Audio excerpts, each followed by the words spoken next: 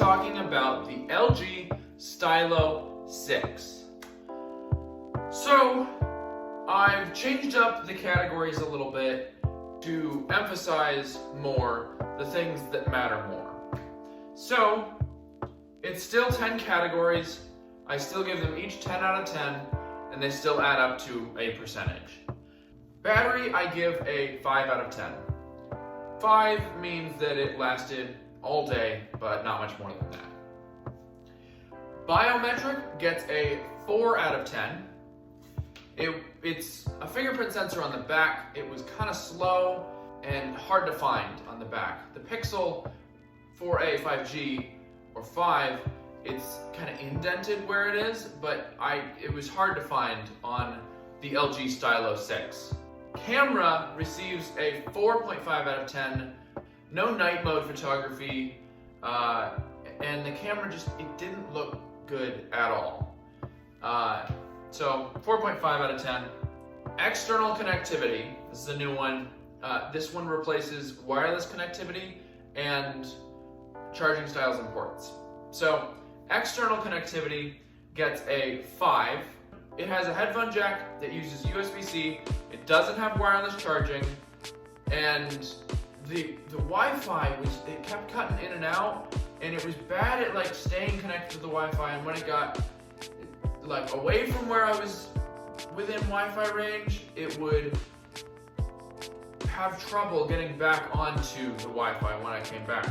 So it's average external connectivity. Design and durability have been split up. So design receives a 6 out of 10. It looks nice.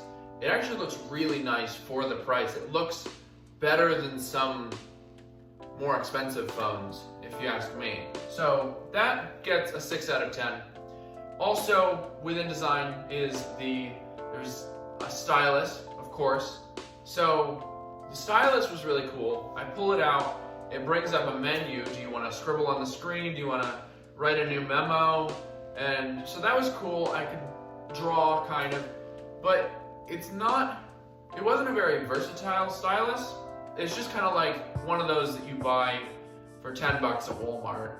That does have the capacitive battery thing to tap, but it's just a cheap stylus. Display receives a 4 out of 10.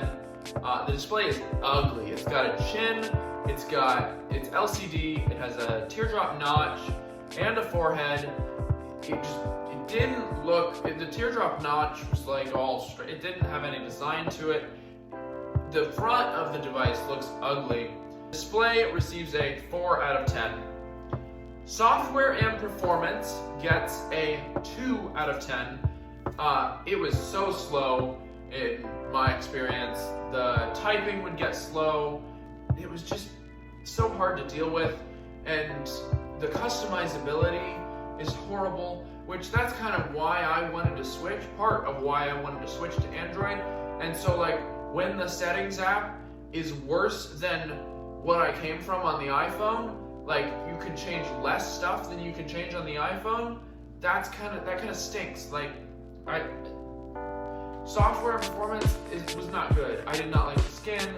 Nothing about it did I like. So that gets a 2 out of 10. Speaker quality gets a 3 out of 10. Stereo, but below average. Price to value overall gets a 5 out of 10. 250 bucks for this phone. But after I've gone over everything else, fork out another 50 bucks and buy a $300 phone.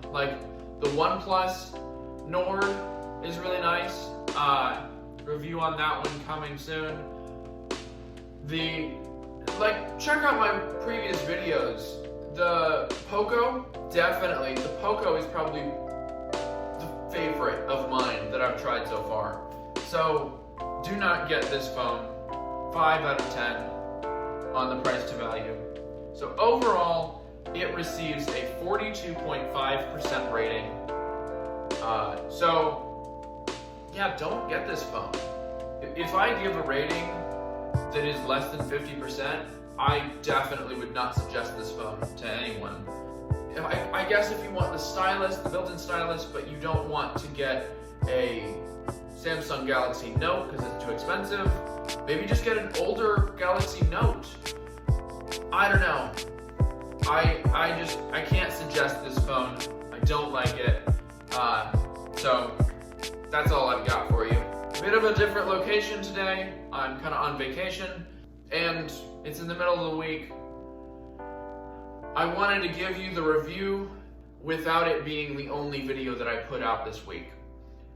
So I didn't want to waste a week on this phone. So I just wanted to do a quick video. I do want to let you know that I now have a blog of all of the reviews that I have done so far on phones, where I show all of the spreadsheets for reviewing these phones that I've been reviewing. I'm going to put a link to that in the description. It is dawsondesignproduction.com/blog. Check out that website. Some of the reviews I've done in the past, I've updated. All that blog is just phone reviews. So if you're looking for a new phone and you want to see all the phones I've looked at and see exactly what I think of them, you can go to that blog and it'll go through it for you. But that's about all I have for you. Don't forget to like, subscribe, and comment below your thoughts on this video. Later.